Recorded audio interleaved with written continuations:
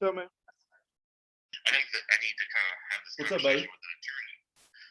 Share with them all the information on the home and Everything good on your end? Oh.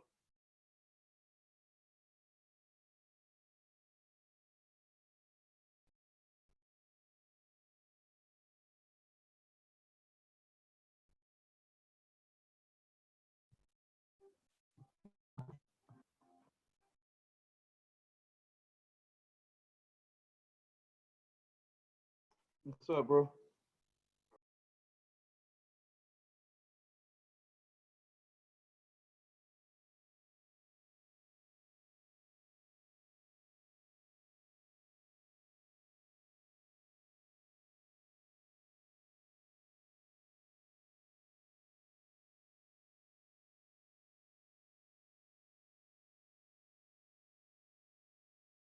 Hey guys, Logan is here.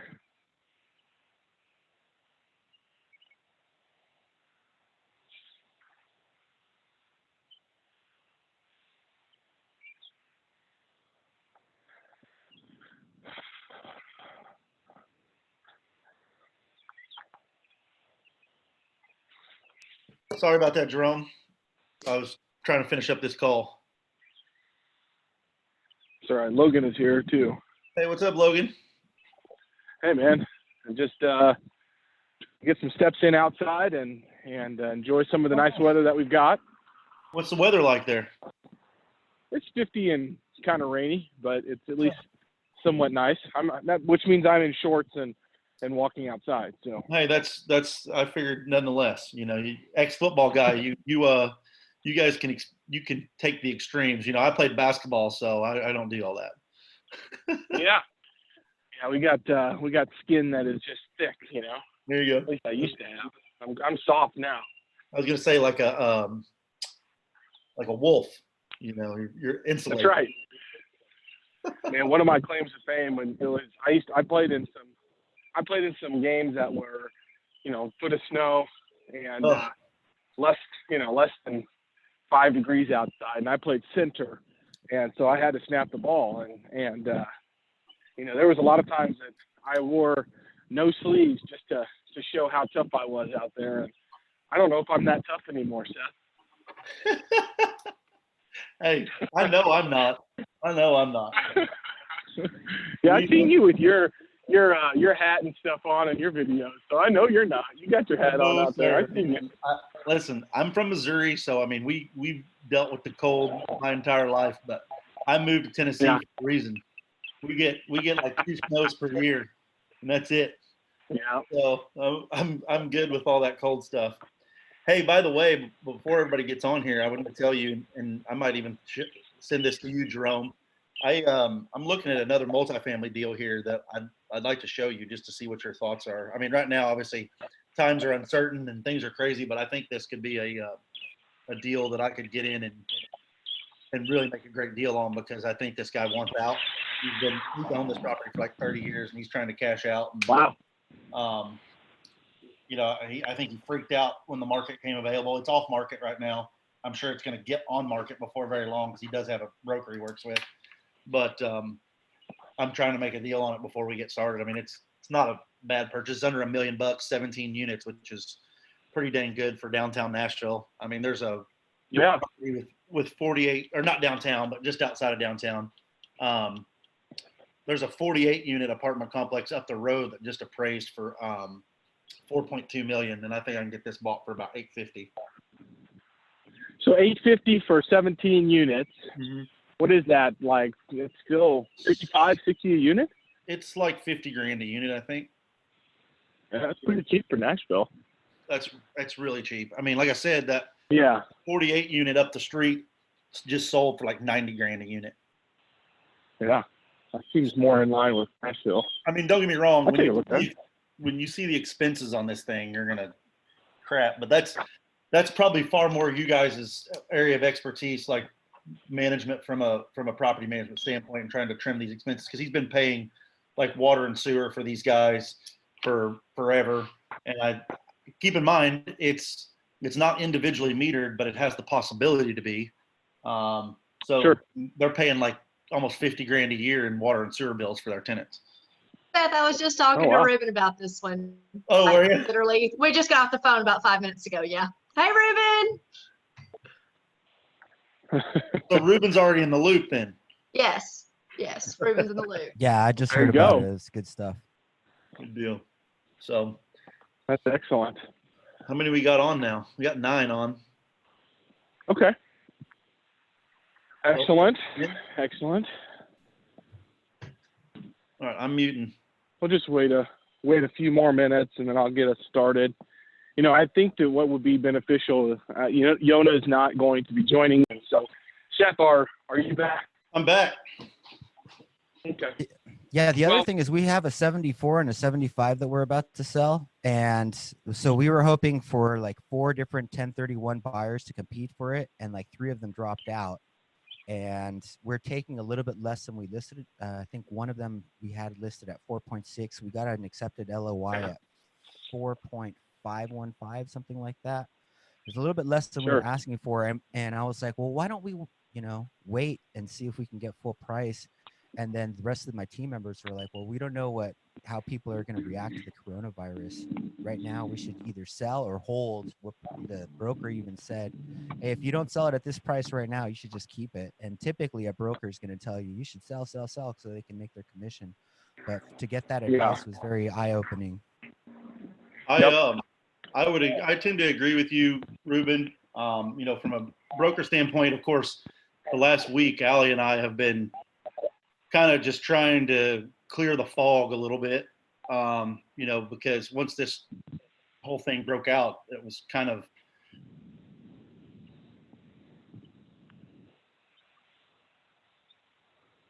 Did we lose him? Cool. Yeah, Okay. Cut out. he's That's all right. frozen. We're 7 minutes in, and we'll use the back end of this call where folks can either stay on or not if they'd like to. We'll talk about that a little bit. So I'm going to go ahead and get started. Go ahead.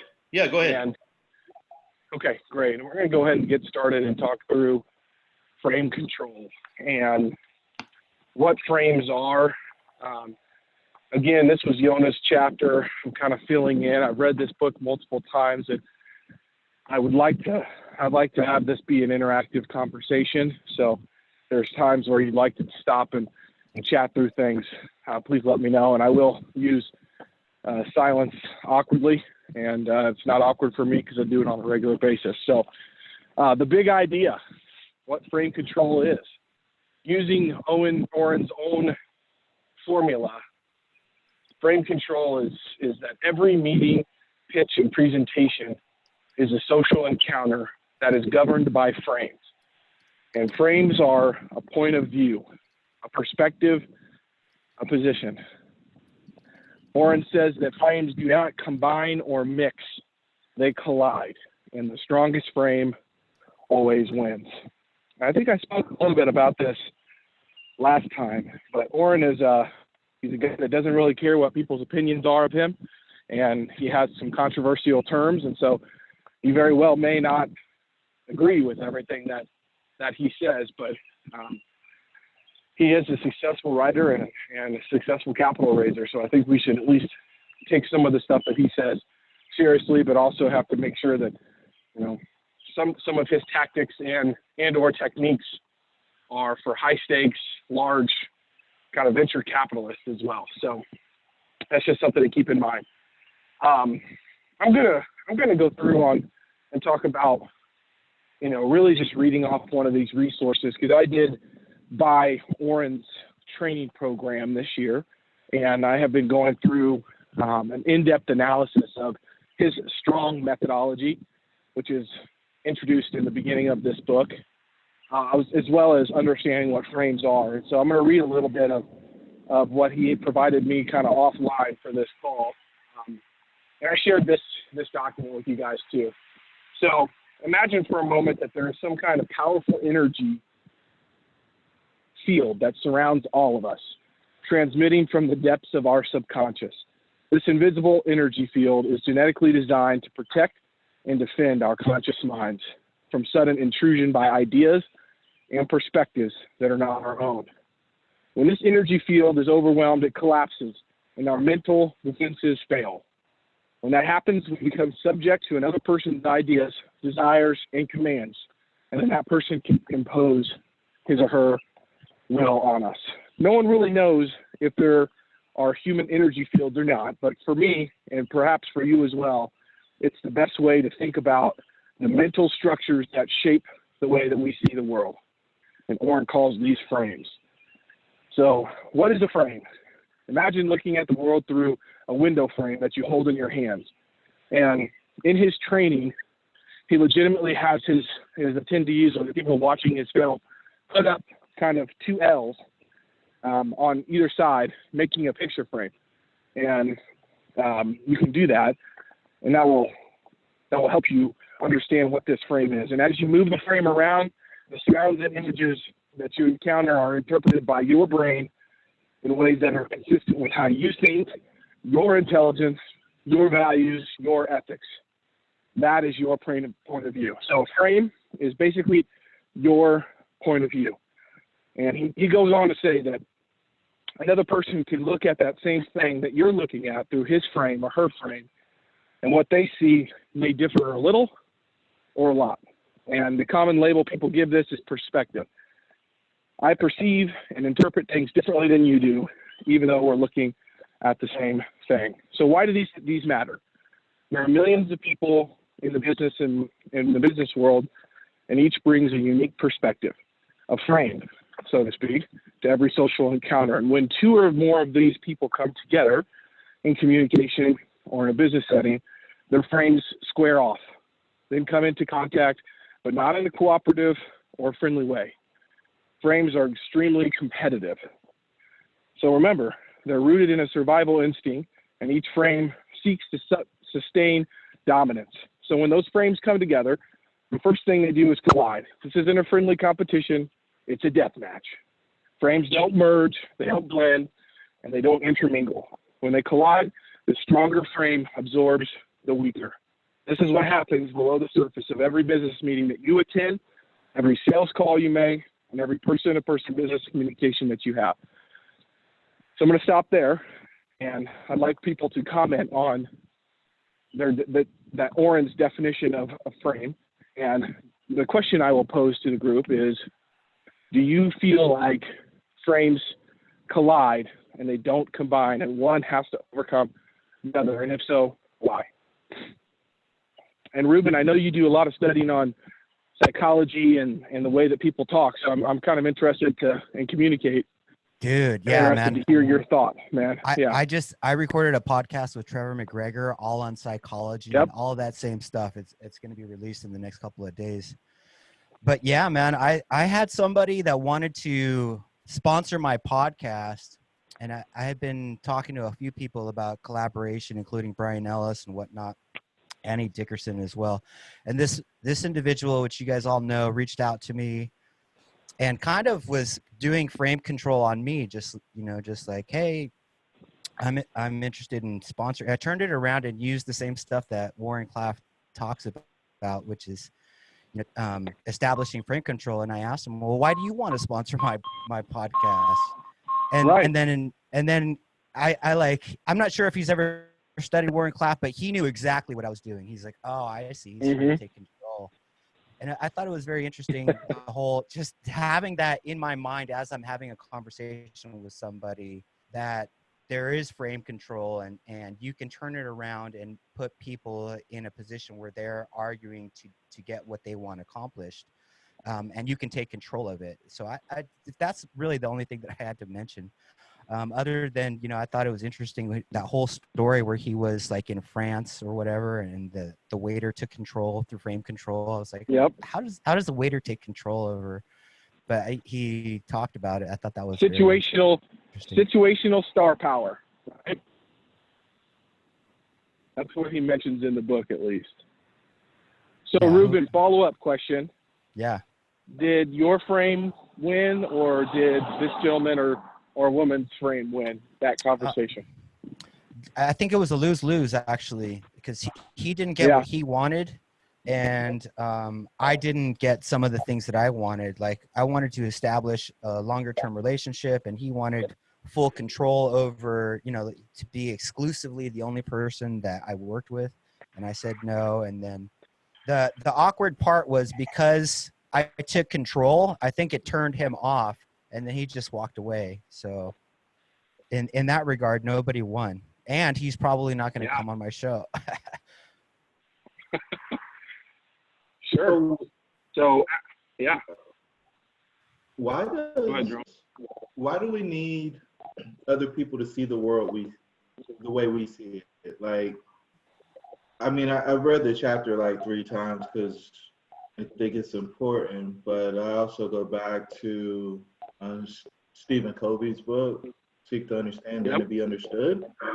And so why do we need people to, why do we need to move them to our frame, or why do we need to convince them that the sky is blue if they think it's purple? Yeah, a lot of people they have the need to be right, you know, so it causes a lot of drama within families and relationships if you're constantly bickering about, oh, you know, it wasn't $5, it was actually $4.45. You know, you're always saying things that are incorrect. I think people need to feel right, and I think that causes a lot of issues. But part of that is an answer to your question, Jerome. Anybody else want to comment on that?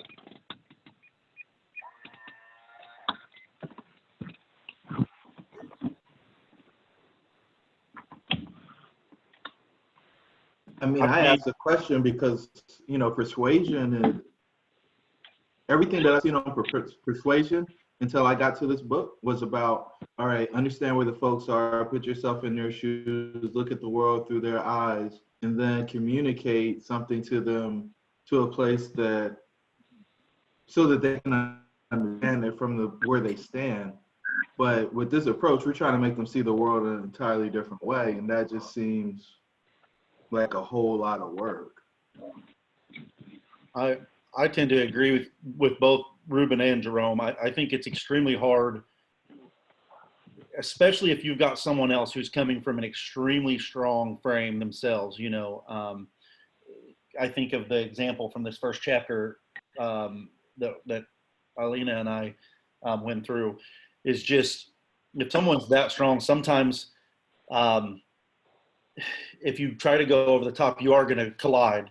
And sometimes it's going to create division. You know, Allie has been on a ton of appointments with me. Actually, she set up some appointments with different business owners and different investors and things like that. And whenever I try to go in and I'm making a pitch or having a discussion, I try to ask a ton of questions before we get the meeting started so that I can kind of understand what type of person that I'm dealing with. And I usually try to know that, and I do think that, I take this the wrong way, I do think there are a lot of things in this book that I really agree with, but I also think that that hard-nosed approach is not really what I lend myself towards. You know, I just don't, I don't think I get great results that way. But when I come from a thing of like, listen, and you kind of hit on it, I think, Logan, a second ago about pricing. When you kind of come at it from a pricing standpoint, like, look, yes, you may be far above me in this way or that way, but in this particular thing, this is my thing. And in this box, this is my box. And this is what I think. You don't have to agree with me. And if you don't, then find someone else that agrees with you. But if not, like, this is the way I foresee it going, and this is what I'm going to do.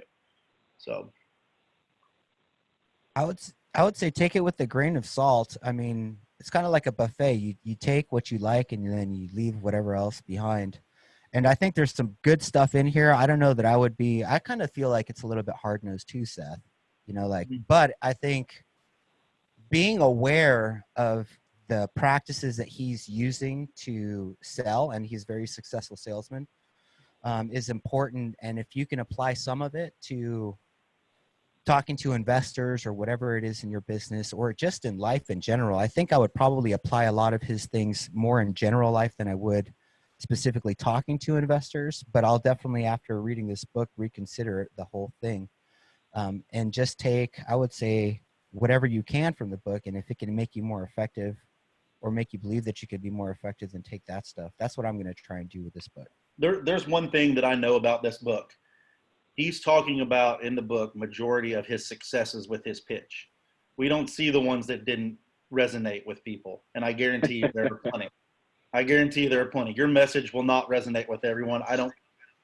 If you are, if you're selling a widget worth $1 million for $1,000, there'll be somebody that doesn't want it. You know what I mean? Like, if there's anything that I've learned in sales over the last 15 years, is that your message will not resonate with everyone. There's 1,000 ways to skin a cat. You take bits and pieces of everything that you learn and you put them together, and then that's your pitch. I like that. I totally agree with that. Okay. Yeah. Go ahead. Okay, yeah, I totally agree with what Ruben and said. There are different ways to skin a cat, basically, and I think it works in different situations and different industries. Absolutely. I also think that we should take what's really important and actually apply it, not copy and paste, but actually mold it to where the situation where we are and who we are talking to. And you also have to bring in your personality and the way you actually do things into the interaction and the person you're speaking to. That's what I think I take from this book. And one other thing I think is very important also is that I think frame control is something you use over a long term, not just at a certain interaction.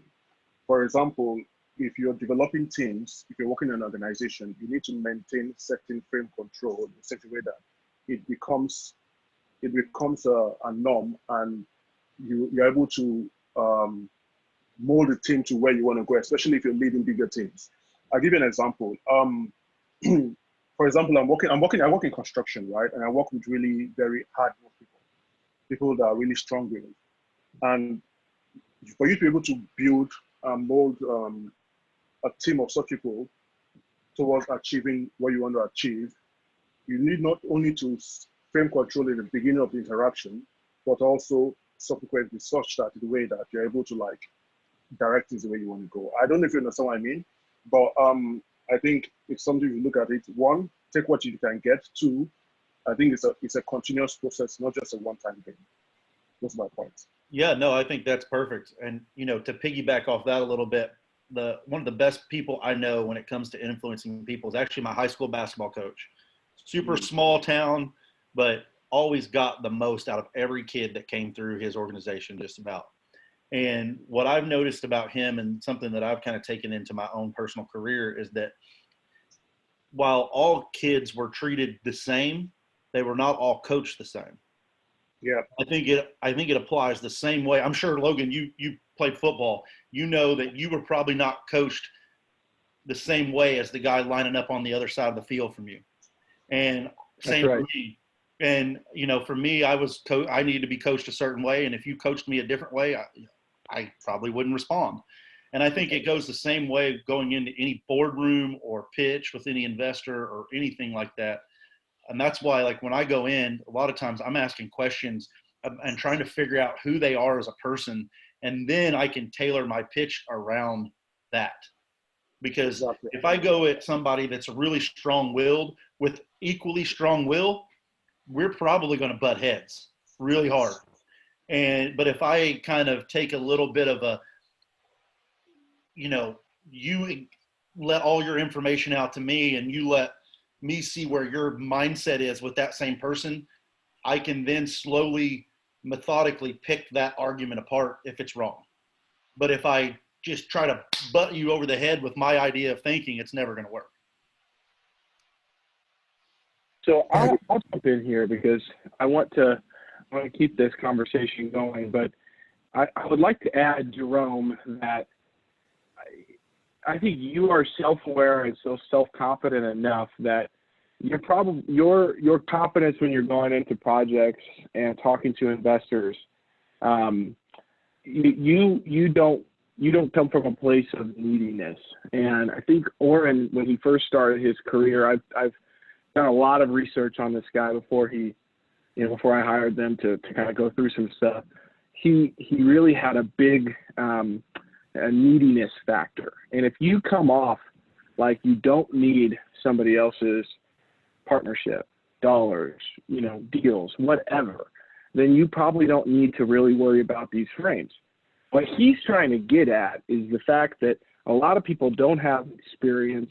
I think they don't have confidence in their abilities. And so for them to look in a situation and come prepared, knowing that a power frame might be on the other side of the table, and not, hey, I want to make sure that you view the world as I do, but how do I overcome this power frame, or at least not combat it, but work with it in a way that I can still move a deal forward or get past it so we can get to what's really important in the deal. And I think, Jerome, and you might be at a place in your career where it's like, look, you can do this deal with me or not. I'm not gonna argue with you about it. I'm not gonna do this. This is how. And you have, maybe the ability to pick and choose who might be your partners, and that just comes off as you are just seizing situational power just from who you are and how self-aware you are. I think he's trying to maybe come off, and this is me playing devil's advocate, Jerome, just like you do on my LinkedIn posts all the time. And and maybe he's coming off to say, if somebody is completely unprepared or inexperienced, this will at least give them some thought processes on how to approach maybe that big wig or something else. Hey, I'm just going to throw that out there. I like that. One of the things that I was going to say is the way that a lot of multifamily syndicators right now are raising capital is not the way that Oren Klaff is. A lot of people want to be chased. Well, I think what Oren Klaff is talking about is not that. What he's talking about is, if I'm in a position where I need to sell something, these are the best tools to sell, but that's not the way syndication, or I should say multifamily people, typically raise capital. What they want to do is educate people and then be the person that gets chased, like, how can I get it so that people come to me versus, me try and sell you something. And these are completely different situations, although it can be effective. And Oren Klaff talks about his success rate is very high. It's a different approach than what a lot of people do to raise capital. And a lot of people don't like being a hard-nosed salesperson, but if you're in this situation where you have to be, then these tools are the best ones, I think, that I've seen that are going to help you get past people's objections and use the psychology of frame control to enforce your concepts and try and win that positional battle of frames. Yeah, that's a really good way to put it. And we've already, through this discussion, have talked through some of the frames that he presents. So let's go ahead and dive into each one of these and talk through some examples of maybe how our careers and different situations that we've been in kind of relate to these frames. And I will give an example, I think, that it hits home, right? So, and the first one is so now we know what frames are, why they're used, or at least why he wants you to be thinking about them and how to use them and the backstory of them. So next we need to talk about what the different frames are. And so the first one is a power frame. So here's an example that I had the other day, okay? Block Funds is one of the largest real estate companies in the Midwest. They're stationed here in Kansas City, Missouri. I brought them a project because it is a little larger than I'm used to working on, and I knew that they had some experience with it, okay? So I'm showing up to potentially vet them as an opportunity to collaborate from an equity standpoint. And so I have this project under contract, and I'm going to their big office and on the Country Club Plaza, okay? So the first thing is that Oren would talk about is, you need to have people, try to have people come to you instead of you going to them. So I knew that going in. I was going to the big high rise. I was going through the suits. They got their track record on the walls of the whole building. I get it. You know, they do $1 billion in transaction years, yada, yada, yada. Okay. So I'm showing up and I'm thinking through, okay, these guys definitely have the power frame mentality, you know. They're young, you know, big players. They're raising capital on Crowd Street. They're doing all this stuff. And I walked in and I was like, okay, they're going to make me wait. I already knew they were going to make me wait in the waiting room. And this is a power frame that they, you know, have created for people that come to them so they can ultimately prize themselves. But so I'm waiting in the waiting room. I've been in this scenario before. And so they're like, just take a seat. We'll be with you shortly. Let me know if you need anything. And so I never sit down in those waiting rooms. I always walk around and I'm looking at the pictures on the wall, asking the receptionist, hey, what do you know about this? What do you know about that? Is Jack in? I'm doing research before. I'm doing a technique that I call OSA. So I make an observation, I share a story, and I ask a question. And I also came armed, right? I brought my broker who owns 800 units herself with me. So I'm raising my status by bringing somebody that plays on their level on a regular basis. Okay, so I knew this power frame was going to be kind of implemented on me. I'm taking steps to try to make it feel like, even if it's just internally for myself, that I'm not what he calls beta in this scenario. So I'd like to open that up. That was a way that I didn't fall into a beta trap, is what he calls them here. And I noticed power frame that they were implementing. And by the way, they took 7 to 9 minutes, and I could see him in the room next to me. So they were just waiting there. And maybe they just did it unconsciously. They just do this all the time. But they were like, hey, he's the little guy coming to the big dog, and this is what I'm going to do to make them feel like we're the prize. And they probably didn't do it, you know, knowingly, but this is one way that I looked at the power frame and was able to try to combat it, even if it was just internally in my own head. So that's the first frame I wanted to ask you guys about. If you see that power frame on a regular basis, if so, do you say anything about it? Do you do anything about it? Or do you just let it go? I'd like to ask that question.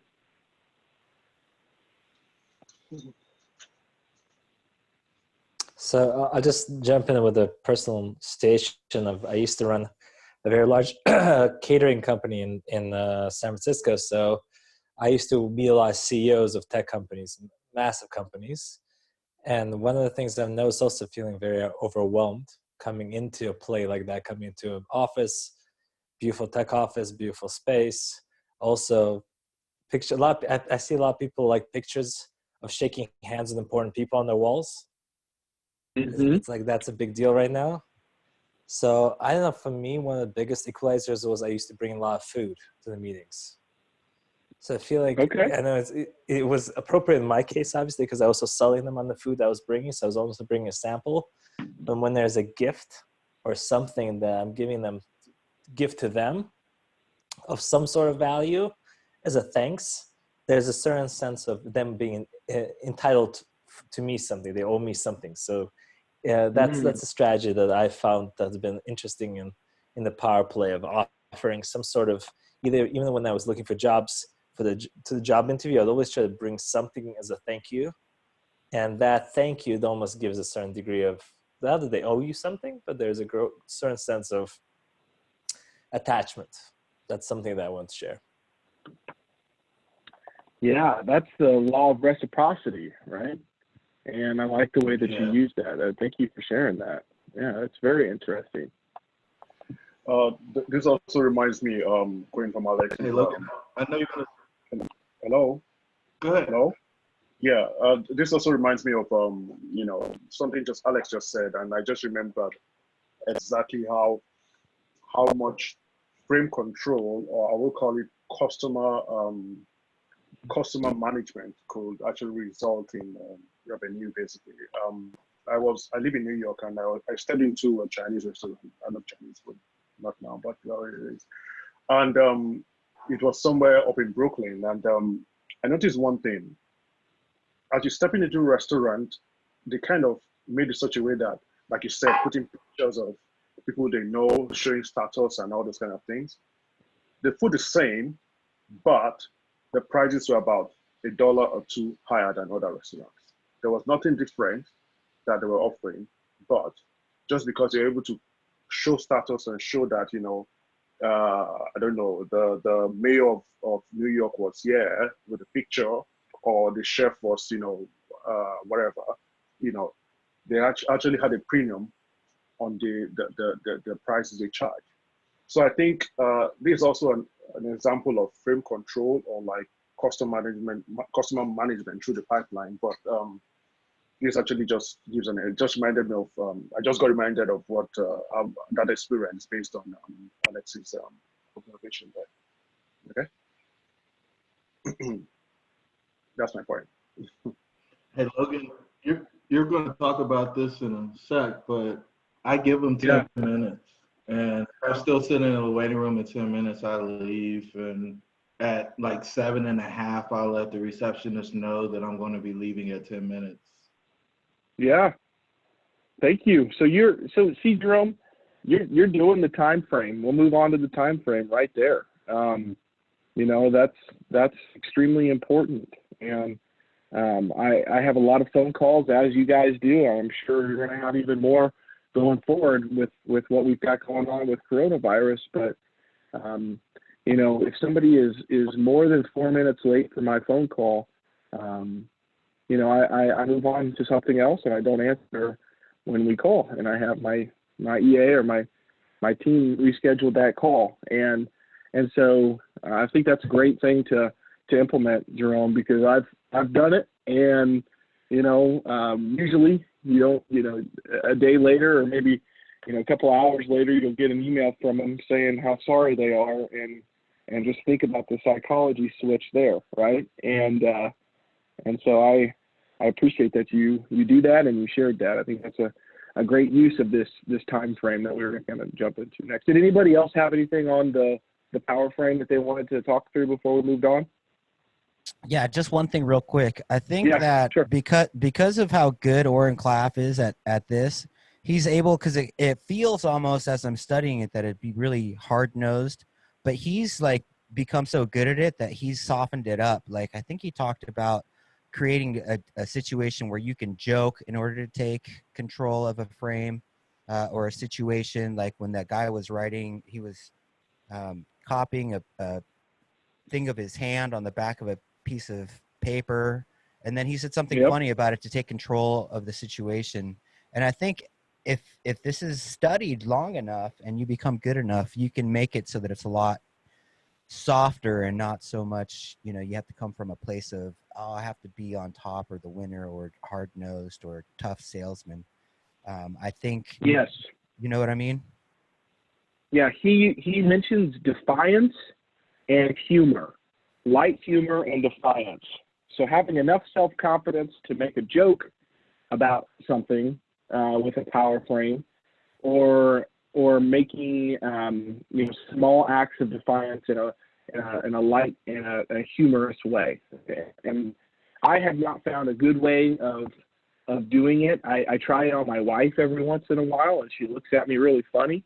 But I've not done it in a business setting per se. I typically just don't say anything and kind of move on, which might even be even more awkward. But I think that he gives the optionality of using defiance and light humor when you encounter a power frame. So, for example, if you're sitting out there for 9 minutes, Jerome, and they escort you into the conference table, and you guys are sitting down, and if you just said something like, "Oh man, I'm glad you guys were able to get me in. I had a timer and I was about to head out. I have this strict rule of 10 minutes." Maybe just saying it, something like that. I don't really know.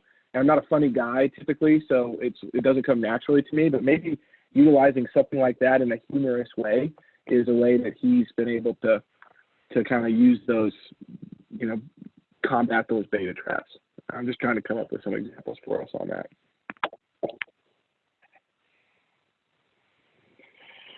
So, hey, Logan, one of the other things I wanted to say: if somebody comes late, don't call them to see if they're coming. Like, right. they're adults and they have calendars. Yep. And so allow them to be adults, and because if you start doing that, you always have to. That's a good point too. That's a really good point. If they didn't make enough time for your meeting, then you should move on. And if they come back around, then great. At some other time that's convenient for you. So I'm with you on that. All right. So here's an example for the time frame. Customer. This is an example from a customer. Hi. Yes. Well, I only have about 10 minutes to meet with you, but come on in. The salesperson says, I really appreciate your time. How many times have we all said that, right? I really appreciate your time. Thanks for fitting me into your busy schedule. He says that this is a common dialogue and a form of business etiquette, and it's exactly the wrong thing to do. By doing this, you're reinforcing your target's power over you and confirming their highest status. So basically, or essentially, you're handing your target your frame and saying, here, please, crush my frame, control me, and waste my time. Might be a little bit overboard, but that's how he's putting it. When you encounter a time frame like this, you can quickly break it with a stronger prize frame of your own. So you can qualify your target on the spot. You could say something like this, and this is again where I think that Ruben hit it home. I think he's so good at this that he can do this. But think through how you might say something like, "No, I don't work like that. There's no sense in rescheduling unless we like each other and trust each other. I need to know, are you good to work with, and can you keep your appointments and stick to a schedule?" And again, I'm not sure I would say something of that nature, but it's at least something to be thinking through, or a way to try to combat them. And then he goes on to say that they typically say something like, "Okay, you're right about that. Yeah, sure, I can do this now. Let's do it. I have 30 minutes. That's no problem. Come on in." And then, the goal of that, or the result of that, is that you've just broken your target's time frame that they're trying to impose on you, and you establish that your time is important. And now they're giving you their focused attention instead of treating like your visit is like an annoyance, or your meeting is like an annoyance. And I think that's a little bit of a brash kind of example, but I think it gets the point across as well. Does anybody have any real world examples of time frames being imposed on them, or imposing these time frames? I noticed after this book continued to be, or Oren continued to be on podcasts, whenever I have calls with guys like Jeremy Roll or Hunter Thompson or other capital raisers, they typically say, "Hey, just to let you know, I want to give you an update that at the end of this 30 minutes, or at the end of this, this call, I have about 30 minutes, and I have another call kind of backed up." They've both used that with calls that I have been on that I have noticed. So I'd like to see if anybody else either uses this or have noticed this being used on them. Adam Adams uses it. Like if you get on his calendar, it's like 10 minutes. Usually if you go on someone's calendar, it's like 15 or 30. His is 10, he sends an email, an automated email that says you have to call in and you have to do this, and he established this frame in his email. Like, I have 10 minutes, and if you're not there, like, you're gonna have to reschedule, and it's gonna be like 3 weeks before you get me back on. Yeah. I've also noticed that the perceived level of the player that you're dealing with, that's usually the case. We've had meetings, that we were going to hire people for some developments here in town, some very large contractors, to talk about getting, them as our rep for that particular project. And some of your bigger, like we were looking at a multifamily deal towards the end of last year, new development. It would have been about 150 units, and we went and talked with Hardaway Construction, which is one of the bigger multifamily contractors here in Nashville. And I noticed the exact same thing. Like we, my partner from Kansas City was flying into town, and he experienced some turbulence, and we were going to be about 15 minutes late to the meeting. They just canceled it. I mean, he's flying in from, Kansas City on a private plane. I mean, he was not happy. But they ended up rescheduling it for later that afternoon. And like, what I noticed is that my partner, even in it, he's a very high net worth individual, he knows the game too, and he immediately was like, well, we need to be on time for this one. So, you know, it does have its effects. I mean, even on your biggest, you know, high level players in the market. Yeah. Any other comments, thoughts on the time frame? I was just going to say one thing that I do with all my clients is set that precedent before it gets there. So if we're, you know, communicating on the phone or on Zoom or email, just saying, hey, next step is this. Here's the time frame. This is what we need to allow for. So if we don't, you know, it needs to either be shorter because it can't go longer, and here's your reasons why. So just kind of setting that precedent up front.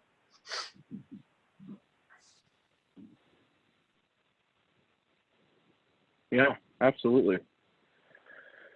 Okay.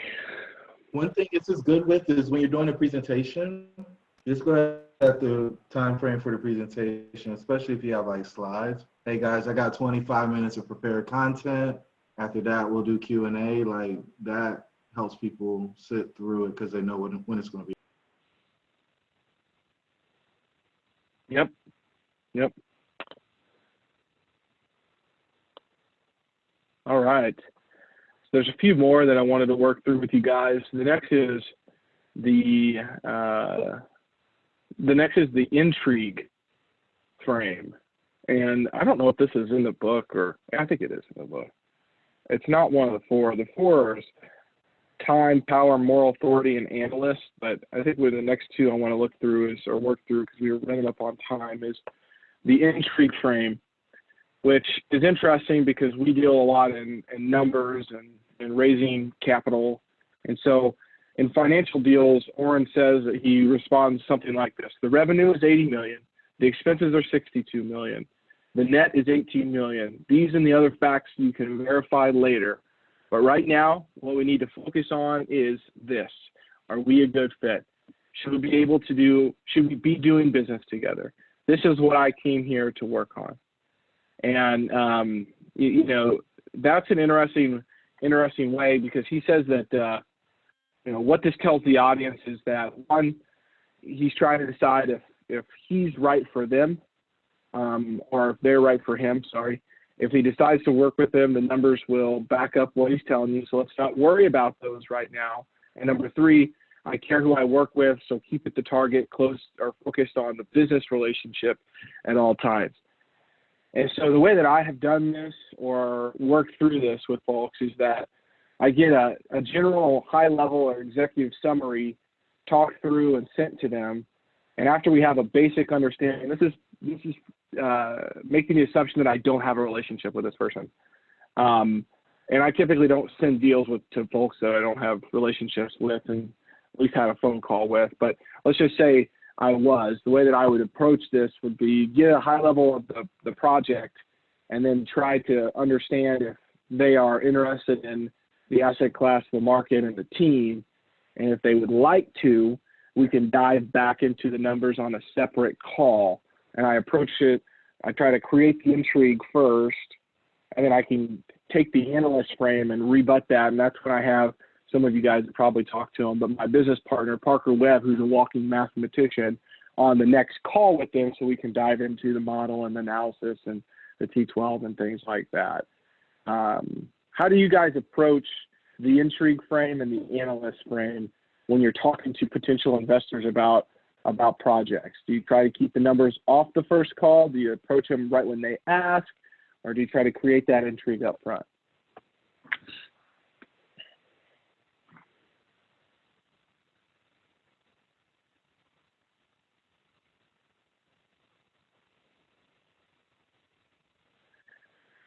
Any thoughts on that at all?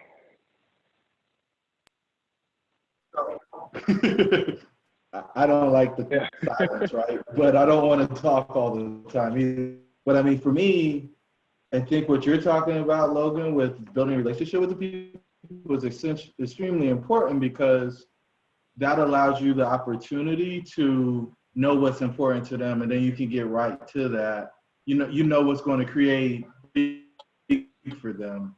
If you don't know anything about the person, you can throw around IRR and what the size of the deal is. But if they don't care about that, and the more wealthy people I talk to, and like, just so you guys know, like the majority of people that have invested in deals with me in the past are sophisticated investors. But as I spend more time with the accredited folks, they don't care anything about the deal. Like they spend all their time trying to get to know me at a deeper level, and then they decide whether or not they're going to place their bet on me.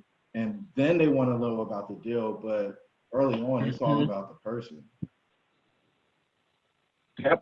Yep, I agree.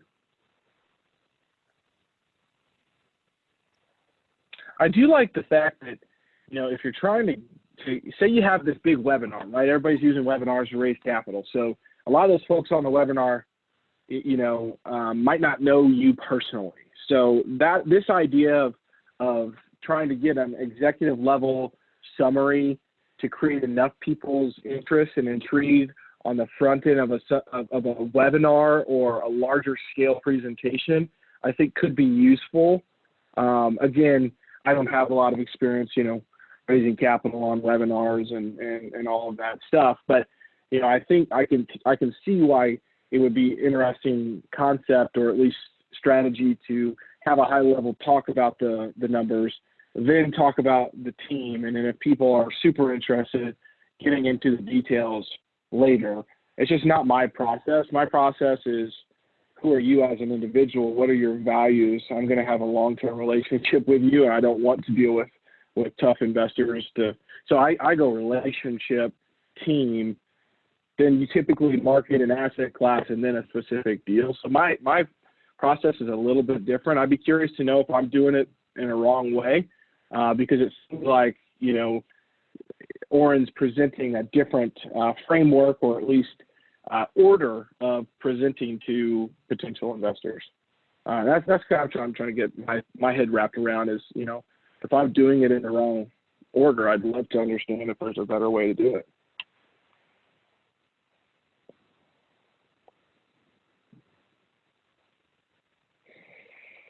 I might have lost everybody. We're 52 minutes into a call on a Monday afternoon, so. I don't think anybody wants to challenge your process, Logan. No, I think it sounds exactly the way I would do it for sure.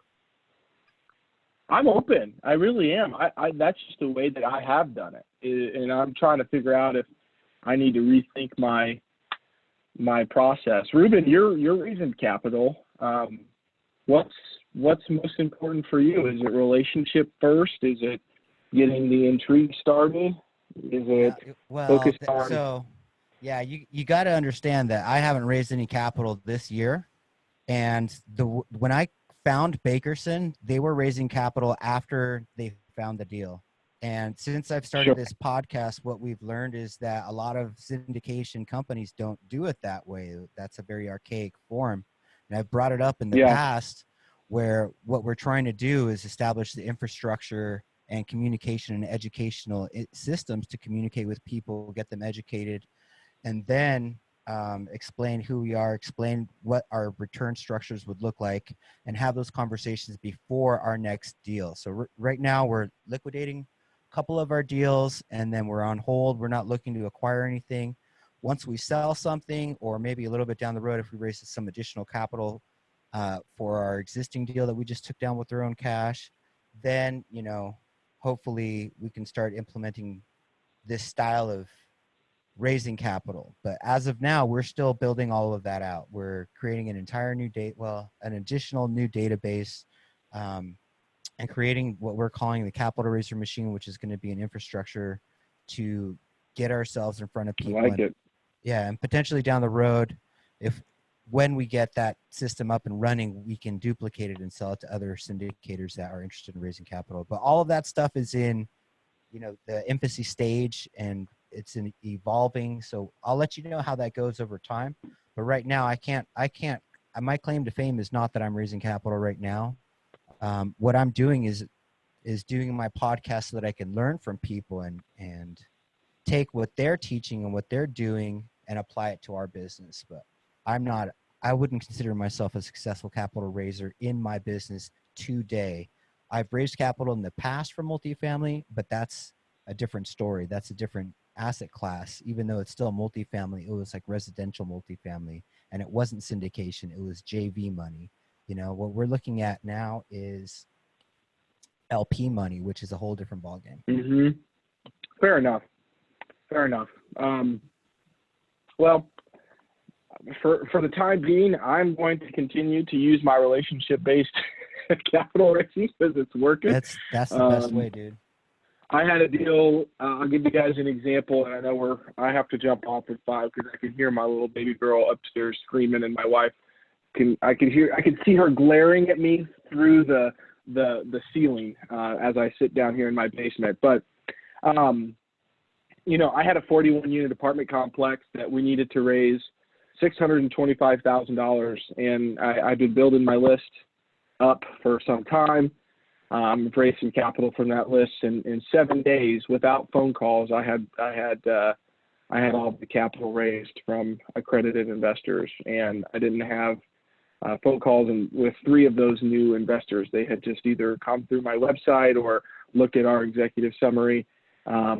I didn't have phone calls about that deal specifically. Sorry, it was about I've had phone calls with all of those folks, understanding who they are as a person, their values, what they're trying to accomplish, taking the Stephen Covey approach and seeking first to understand, then to be understood, and building that relationship with them over some time. But when I had a deal, I sent it out, and in less than 7 days, we were subscribed for that project. So for the time being, I'm going to continue to use that that approach. And until somebody tells me that I should switch it up. And I have, so you guys know, I have hired Matt Scott with 7X Capital, who actually runs Oren Claff's back end of his capital raising for his projects. So I'll keep you all very in tune to how that process is going, to consult with my business as I'm building what Ruben called I think he called it a capital raising machine. I can't remember. Yeah, I spoke to that guy, Matt Scott, after you sent an introduction to see if he would come on my podcast. He actually denied me. He's like, "You're trying to create your own capital. I'm not going to share my secrets with you. I'm not coming on your podcast." Oh, wow. Well, look at that.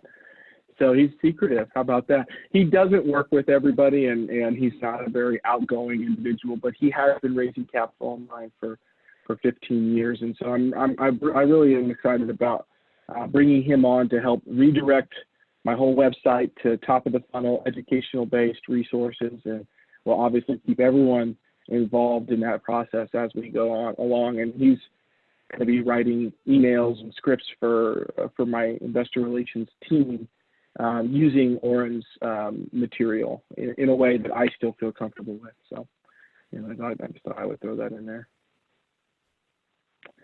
Last note.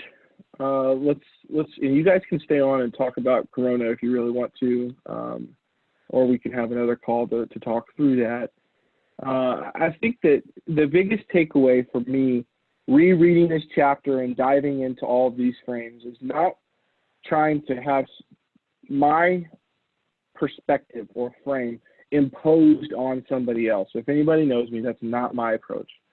But it is to be at least aware of other people who might feel, think, or seem at a higher level on how to get them to take me seriously.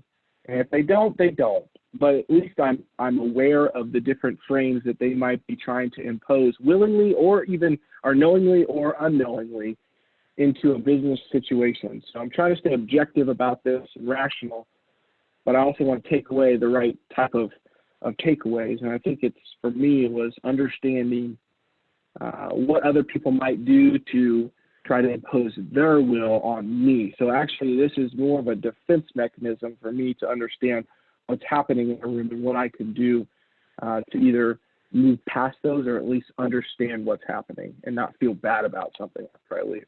And at the end of the day, if somebody tries to impose one of these on me, I'm probably not going to do business with you anyway, so I'll just walk out. So that was the biggest takeaway for me, guys.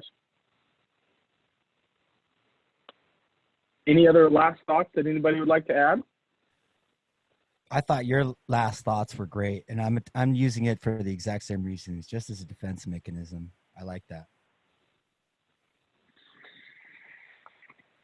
Awesome. Okay, well, that's 5 o'clock. I should do the chapters more often because I wrapped up right at time. If you guys would like to stay on and chat a little bit more, feel free. But I do need to jump off and go play daddy daycare. I'm already ahead of you, Logan. Mine's laying on my chest right now. Congratulations, man. Thanks, man. I'm super pumped. See Logan framing us, guys. See that? Do what? Watch I out. lost it there for a I second. said Logan's exerting frame. Go watch out. Her frame crushes everything. That is the truth right there. That is the truth. Yeah. So. All right, guys. Well, thank you so much. Ruben, you're on for a week from next Monday. So, yeah, I think that's it. So, chapter 3, Ruben. I'm I don't excited think about you have that. anybody. Yeah. Alina Bates is going to be working with me on that. Ah, sweet. Awesome. Well, I'm excited about that. And thank you guys so much. If anybody wants to reach out and chat about coronavirus or anything else or how I'm trying to position myself or take action while everything seems uncertain, I would welcome calls from everybody. I have time this week, and I'd love to brainstorm with folks via a Zoom and create some more content that maybe we could record and put out there. So if anybody's interested in doing that, I'd love to do that. Let's do it, Logan. Okay. I'll email you this week. Awesome. Thank you guys so much. Have a good night, guys. Peace out, guys. Yeah. All right. See ya.